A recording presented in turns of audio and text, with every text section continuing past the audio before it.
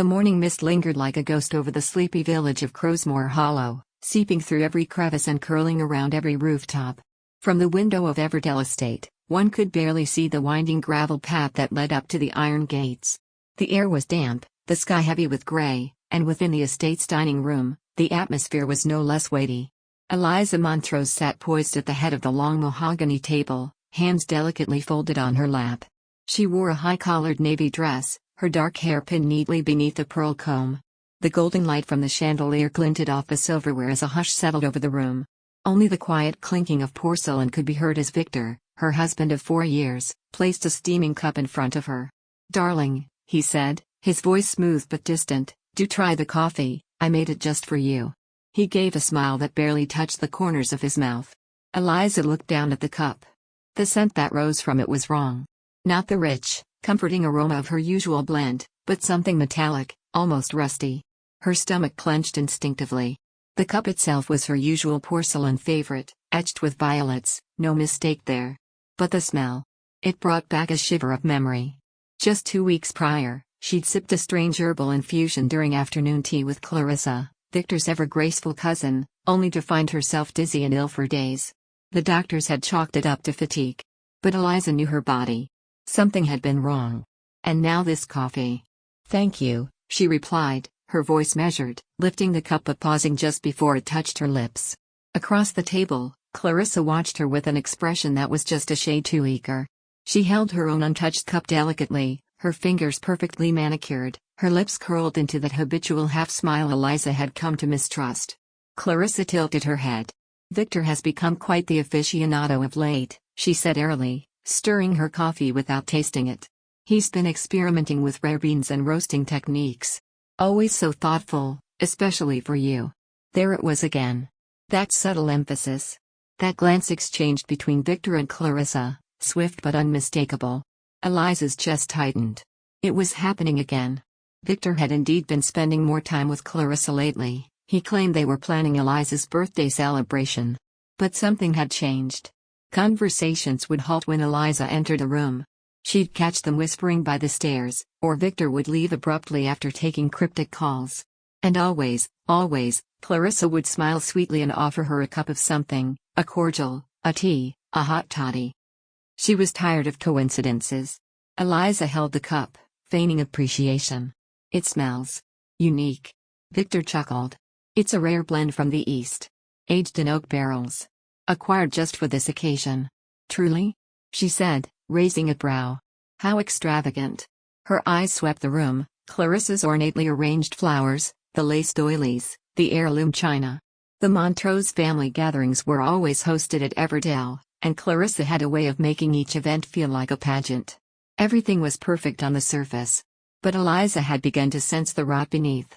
She set the cup down carefully. "Oh dear, I believe I left my diary in the drawing room. Clarissa, may I use your writing desk for a moment?" Clarissa's eyes narrowed for the briefest second, but she nodded. "Of course, dear. Mind the inkwell, it's an antique." Eliza rose slowly, taking care not to seem rushed. As she stepped past Clarissa's place setting, she feigned a sudden stumble. The cups jostled. Clarissa gasped and reached out instinctively to steady her. "Oh.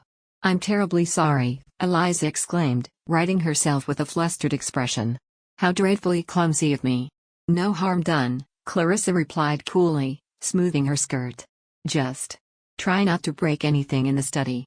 With murmured apologies and a lowered gaze, Eliza turned and exited the room, her heart pounding like a war drum in her chest. In the brief chaos, she had swapped their cups.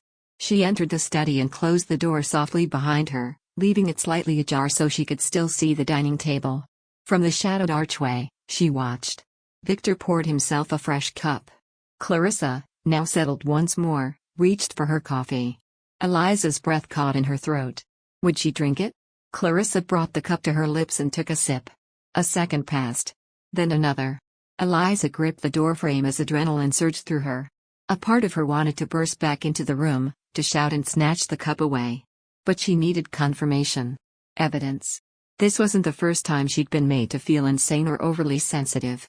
Not the first time doctors gave her confused looks, unable to explain her symptoms. Not the first time Victor told her she was imagining things. But this time, She would know for certain. She turned her attention back to the dining room.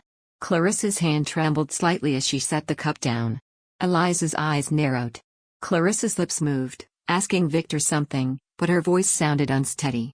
She reached for her napkin but fumbled it. A hint of color drained from her cheeks. Then Eliza saw it, the moment Victor realized what had happened. His face froze, coffee mid-sip, and he slowly turned his eyes toward Clarissa's cup. Eliza's blood ran cold. He knew. And he knew it was the wrong cup. Clarissa, meanwhile, blinked rapidly, her breath quickening. Her fingers clenched the edge of the table as though anchoring herself to reality. Eliza could almost hear her breathing from across the room. Victor stood up sharply, his chair scraping back. Clarissa? And just like that, the cracks began to show. Eliza stepped back into the shadows, her fingers trembling as she pulled a small notebook from her coat pocket. She had written everything: dates, symptoms, encounters. Now, it seemed, the final piece was falling into place. Whatever happened next, Eliza Montrose would no longer be in the dark. The truth was coming. And this time, it would be impossible to deny.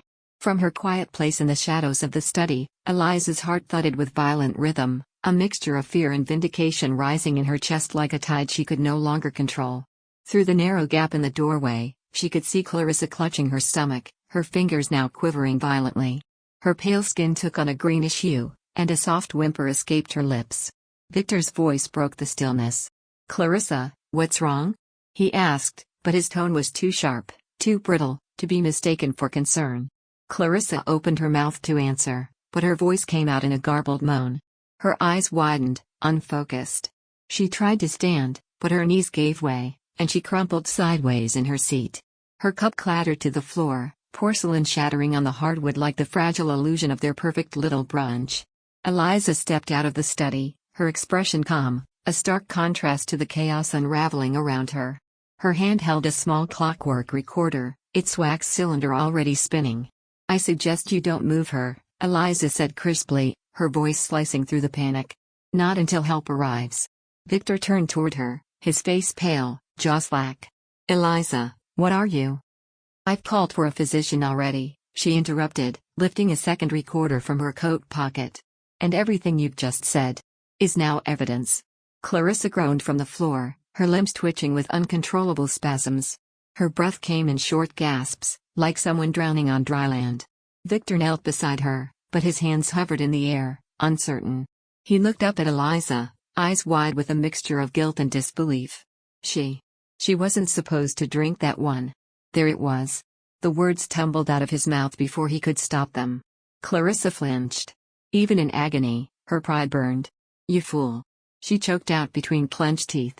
"Not in front of her." I didn't know she swapped them," Victor hissed back. "I thought I gave her the right one." Eliza crossed the room slowly, slipping the recorder into her bag. "So it's true," she said, her voice trembling not from fear, but from something deeper, something colder. "You were going to poison me." "It wasn't poison," Victor insisted, rising to his feet now, his panic laced with denial. "It was just a sedative. To keep you from attending tomorrow's council meeting." Eliza's eyes narrowed. "The council meeting where I was scheduled to present the education funding proposal. The one Clarissa has opposed since day one?" Clarissa tried to sit up but immediately collapsed again, retching. "We needed you out of the way. Just for a few days. Enough for me to present an alternative plan." "Sway the votes," she gasped. The plan. So carefully woven, like a tapestry of lies and half-smiles. For months, Eliza had battled illnesses, dizzy spells, and bouts of nausea that left her unable to attend key events.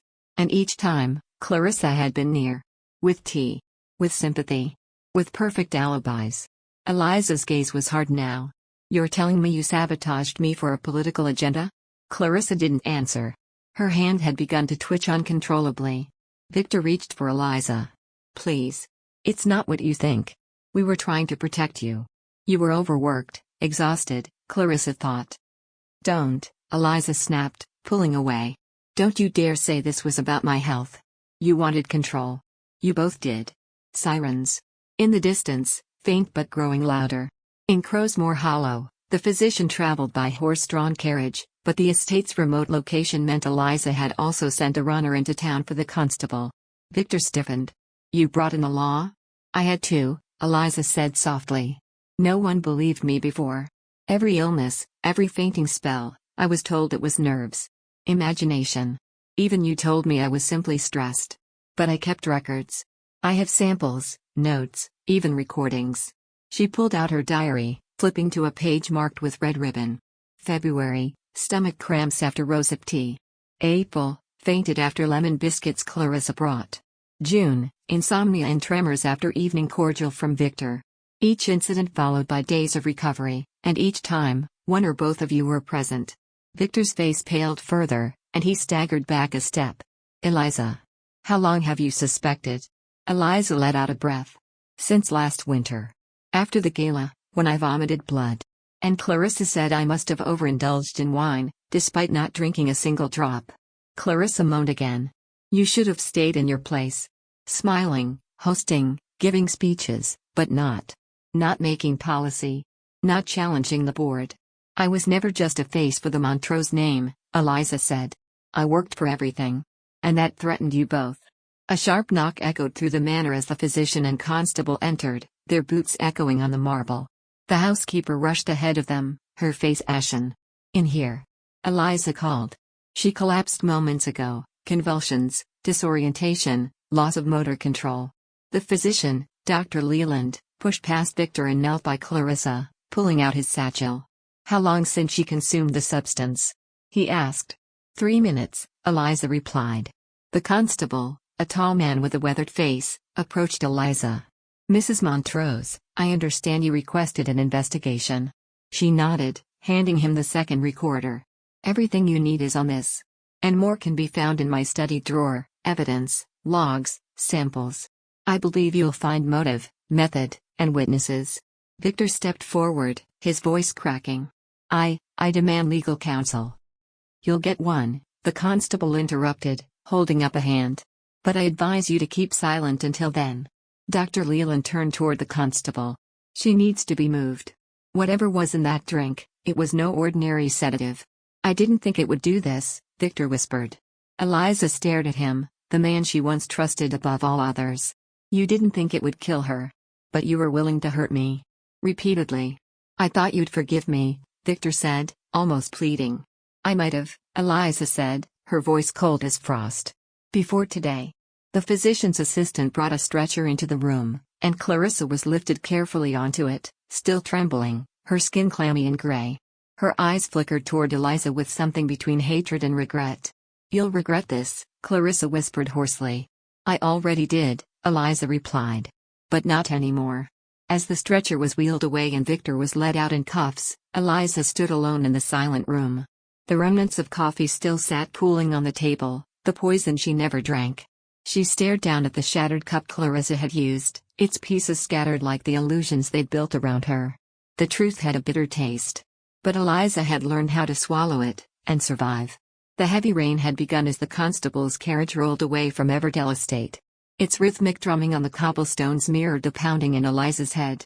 She stood in the grand foyer, wrapped in a shawl, her fingertips cold despite the fireplace roaring behind her. Victor was gone. Clarissa was being treated under guard at Holloway Infirmary. And still, Eliza felt no peace, only the hollow echo of betrayal. By the time she arrived at the infirmary the next day, the storm had passed, leaving puddles and mist in its wake. The hospital scent, antiseptic and lavender, was oddly soothing. She was escorted by a young nurse who eyed her with a mixture of awe and curiosity. Word of the scandal had already begun to spread. In a place like Crowsmoor Hollow, secrets didn't last long. Lady Clarissa is stable, but heavily sedated, the nurse explained. Physician Leland said the compound used was a mix of poppy extract and a trace of a foreign agent. Something synthetic. Definitely not something you'd find in a typical apothecary. Eliza nodded, jaw tight. She wasn't surprised. Nothing about Clarissa had ever been typical, least of all her ambition. Dr. Leland met her at the threshold of Clarissa's room. I was hoping you'd come, he said in a hushed tone. We've completed the initial toxicology review. Would you like to step inside first, or hear it out here? Tell me now, Eliza said. Her voice was calm, but her fingers dug into the silk of her gloves. The doctor hesitated, then said, The substance used in her drink contained a derivative compound traced to something we only see in experimental sleep studies. It's incredibly rare. Hard to acquire.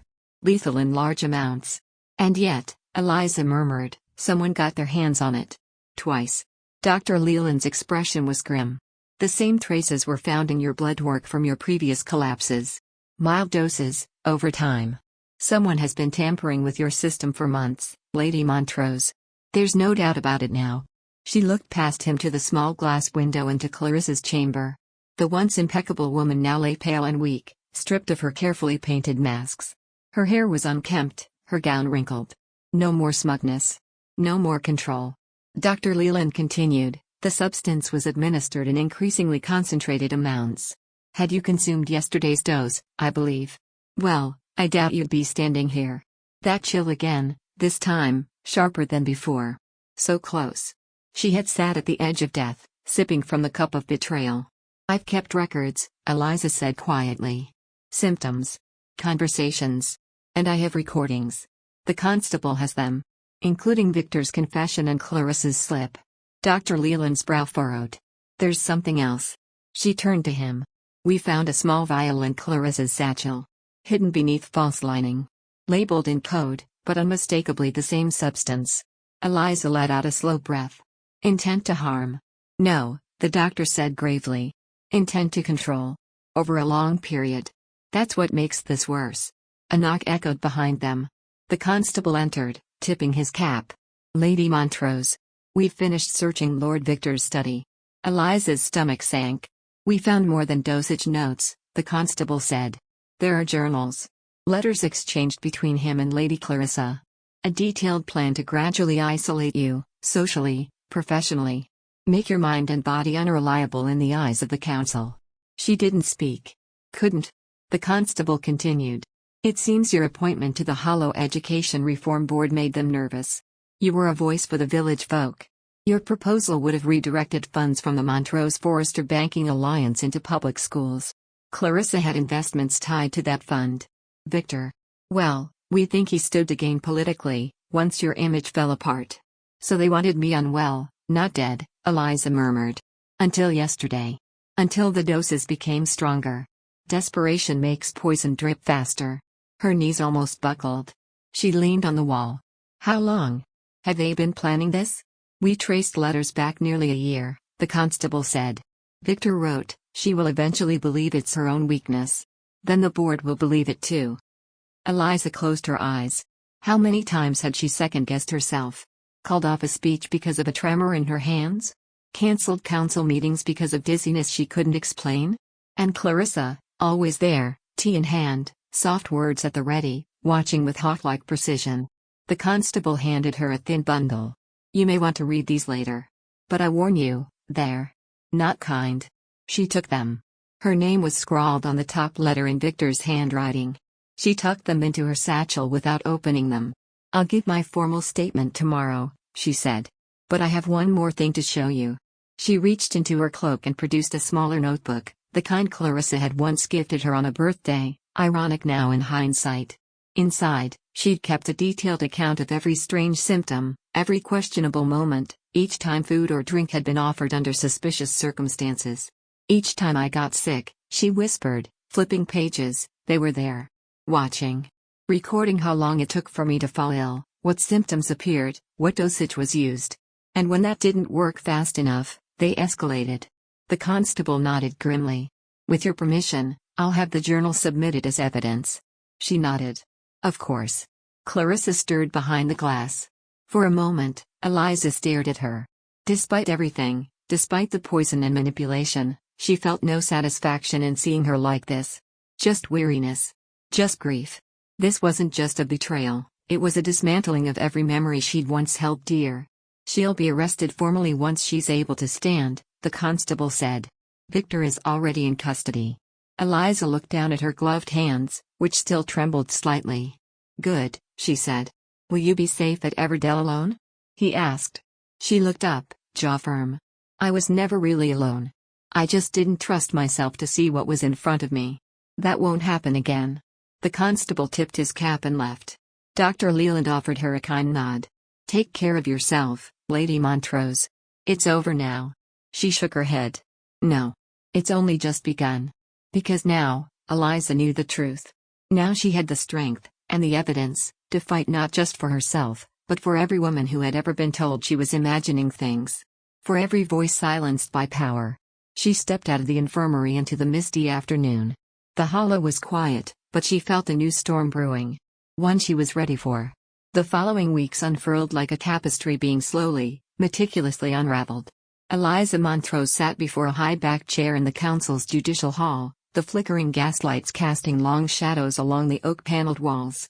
Crowsmoor Hollow's most powerful figures had gathered, council members, magistrates, family lords, and curious townsfolk, each with their own whispers and interpretations of what had happened at Everdell Estate.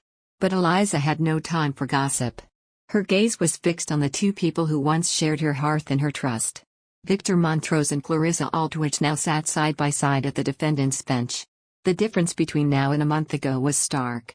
Victor, once a polished gentleman with the confidence of a nobleman, looked haggard, pale, his fine coat wrinkled and hair unkempt. Clarissa, though recovered physically, seemed to shrink in her tailored dress, her poise unraveling in the presence of truth. The magistrate, Lord Holwick, a stern man with a silver beard and a mind sharpened by decades on the bench, called the chamber to order. We begin the hearing into the charges levied against Lord Victor Montrose and Lady Clarissa Aldwych, he declared. Charges include attempted murder, conspiracy to undermine public office, illegal acquisition of restricted substances, and endangerment of a council representative.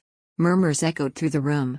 Eliza, seated beside her solicitor, Miss Alden, a brilliant and sharp-tongued woman from the capital, remained silent. She had spoken enough. Now, it was time for the evidence to speak. Miss Alden stood, her voice clear and commanding. Members of the council, my client, Lady Eliza Montrose, has endured systematic sabotage, physical harm, and psychological manipulation at the hands of her husband and cousin-in-law. Today, you will hear how a plot spanning over a year was meticulously crafted not to kill immediately, but to erode her health, credibility, and position as a rising leader in the council. Gasps echoed in the gallery. Miss Alden stepped forward, placing a journal on the evidence table. This diary, kept in secret by Lady Eliza, logs every incident, each bout of sickness, every suspicious drink, each fainting spell. Every detail aligns with key council dates, public speaking events, and votes related to education reform, an initiative Lady Clarissa vehemently opposed. The clerk brought forward a series of letters, read aloud in full detail. One from Victor to Clarissa read, she grows suspicious. We must be cautious. Reduce the dose this week. Another, from Clarissa, if she misses the funding vote, we can push through our version. Father's contacts are ready to support it. The final blow came from a wax recorder played for the entire court. Victor's voice, it wasn't meant for her. I didn't know she switched the cups. Clarissa, you said just a few days of illness, just enough to make her look weak. You said she'd sleep through the vote. Victor, she never drinks it unless you hand it to her. That's how we've done it before. The chamber fell into stunned silence. Across the room, Victor slumped in his chair, his hands trembling. Clarissa's jaw clenched tightly, her fingers gripping her skirt until her knuckles turned white. Then, the final piece, a letter from the Montrose Forester Bank confirming Clarissa's investments stood to double in value if Eliza's reform failed and a rival proposal passed instead, one written by Clarissa under Victor's name. Lord Holwick leaned forward. Lady Montrose, he said gravely, you've listened patiently. Do you have any final words before we retire to deliberate? Eliza stood. Her voice was steady. I spent a year doubting my instincts. I told myself I was sick, that I was overworked. That surely no one I loved could want to harm me. But lies don't hide forever. Eventually, even the most polished veneer cracks. My husband and cousin didn't just try to poison me, they tried to erase me. And they nearly succeeded.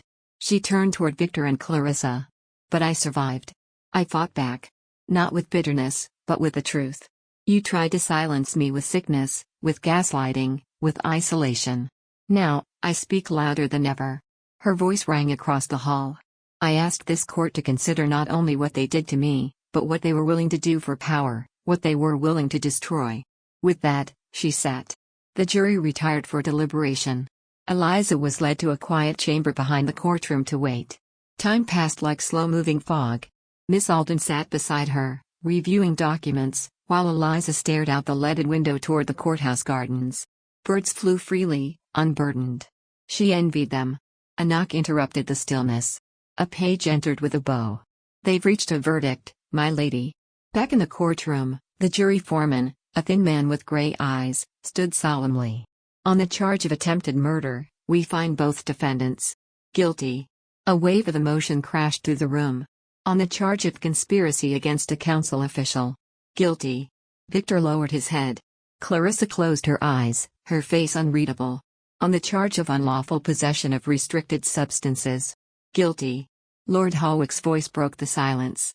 "In light of the overwhelming evidence and the premeditated nature of these actions, I hereby sentence Lord Victor Montrose and Lady Clarissa Aldwych to 20 years of confinement each, to be served at Hollowgate Institution under strict supervision.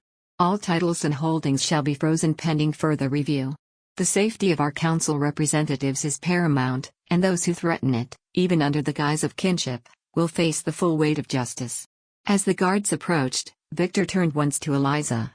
His eyes were red, lips parted as if to speak. But no words came. Clarissa kept her gaze forward, silent until the last. Eliza didn't look away. She watched them go, not with hatred, but with clarity. It was over. The next morning, she returned to Everdell Estate. It felt emptier without Victor's coats on the hooks or Clarissa's laughter in the drawing room. But it also felt honest, for the first time in over a year. She walked out into the garden where the roses had just begun to bloom. The hollow whispered with new winds now. The truth had scorched through the estate like fire. And what remained were ashes. But ashes were not the end. From them, something new would grow. 1 year had passed since the gavel fell in the council chamber, since Victor Montrose and Clarissa Aldwych were led away in shackles. Time had rolled forward, slow and strange, and yet, like a tree that bends in the storm but doesn't break, Eliza endured. The morning sun rose golden over the newly restored Everdell Estate. The house no longer bore the burden of secrets. I had been aired, scrubbed, and revitalized, just like the woman who walked its halls. Eliza stood before the mirror in her study, fastening a silver brooch to her lapel. The seal of the Crowsmoor Hollow Council gleamed on it, newly engraved with her official title, Chairwoman of the Education Reform Committee. It was a role she'd earned not by luck, nor by family name, but by grit and clarity of purpose. Downstairs, a carriage waited to take her to the Hollow Business Assembly. Today, she was keynote speaker. As she descended the grand staircase, she passed portraits of Montrose's long gone, dukes and countesses with haughty stares and powdered wigs. She didn't stop to admire them. The past had its place, but she no longer let it govern her steps. "Lady Montrose?" called a voice from the parlor. It was her new assistant, Mara, a bright-eyed young woman from the nearby village. "The carriage is ready, and the mayor has requested a private word before your address." "Thank you, Mara. I'll be along shortly." Eliza stepped into the greenhouse for a moment of quiet before departure. The air was thick with the scent of jasmine and rosemary. Sunlight filtered through the glass, catching on the pale petals of a new bloom, a soft purple rose with silvery edges. It was a hybrid she had cultivated herself.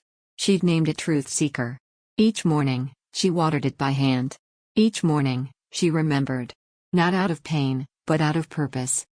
At the assembly hall, the crowd filled every corner, traders, guild leaders, council members, educators, and even students. People once skeptical of her now stood in anticipation. The room quieted as she approached the podium, her speech folded neatly in her hand. Eliza paused. She didn't read from the page. Instead, she looked out at the faces. Curious, hopeful, determined. And she spoke from the marrow of her experience. "A year ago, I stood at a different kind of threshold," she began. "Not one of opportunity, but of survival. I had been poisoned, slowly, deliberately, by those I once trusted most." Gasps stirred the room. Some of you were here during the hearings. Some believed the rumors. Others stayed silent. I don't blame you. It's easier to doubt one woman than confront the reality that betrayal can wear familiar faces. She paused, letting the weight of her words settle. "I was not believed at first. My symptoms were dismissed. My instincts were questioned. I was told I worked too hard, worried too much, imagined things. And perhaps the worst part, I began to believe it myself." Now, the room was silent, listening with rapt attention. "But I kept notes. I collected facts. And I learned that protecting your truth isn't paranoia, it's wisdom. I was lucky. I lived. Many do not. She looked directly at the youngest in the room. This is not just a cautionary tale. It's a call to rise. To trust yourselves. To speak up, even when your voice shakes. Especially then. Applause rippled through the crowd. She finished with a steady, confident smile. Success is not measured by how many praise you, but by how often you stood alone and kept walking anyway. That's what I want for all of you. The room erupted in a standing ovation. Later that evening, as twilight painted the sky lavender and gold, Eliza returned to Everdell. Her speech had already begun circulating in local papers. One article read, "Lady Montrose, from scandal to strength." Another praised her for transforming personal tragedy into meaningful public reform. She didn't read them all. She didn't need to. She knew who she was now. In the drawing room, she lit a single candle and opened the last letter Victor had sent from Hollowgate Prison. It was his 5th attempt to contact her since sentencing. She had ignored the others, but tonight. Curiosity won. "Dearest Eliza," it began. "I don't ask for forgiveness. Only understanding. What I did was monstrous, but not born from hatred. It was fear of becoming irrelevant, of losing the spotlight to someone brighter. Clarissa convinced me it was the only way to protect the family legacy. But now, in this cell, I see that you were the legacy all along. I've lost everything. You, my title, my reputation. But what haunts me most is that I almost destroyed the one person who ever truly believed in me. You were always more than they saw. And I was too blind to admit it." She folded the letter, unread beyond that point, and placed it in the fire. Victor's guilt would not define her future. Nor would Clarissa's ambition. Let the ashes speak to history. She had work to do. 3 months later, the newly constructed Montrose Learning Center opened its doors in Crowsmoor Hollow, providing education and apprenticeships to children of every background, noble and commoner alike. Eliza cut the ribbon herself. She named one of the halls after her late grandmother, who had taught her the value of books and bravery. One little girl, no more than 7, tugged on Eliza's sleeve during the opening. "Are you the lady who got better after the poison?" she asked in awe. Eliza crouched down, smiling warmly. "Yes. I suppose I am. Did it make you magic?" She laughed softly. "No, sweetheart. Just wiser." That night, Eliza sat on the balcony, watching stars blink into life across the ink-blue sky. The breeze was soft, warm. The world felt different, not easier, but clearer. She thought back to the woman she had been the morning Victor handed her that strange-smelling cup. A woman unsure. Hesitant. Wounded. That woman was gone. What remained was forged through fire. There would always be whispers. Some still wondered if she had exaggerated the whole affair. Others speculated about her inheritance, her motives, her rise. But none of that mattered. Because when her head touched the pillow each night, Eliza knew the truth. She had survived betrayal. She had rebuilt from ruin. And now, she bloomed.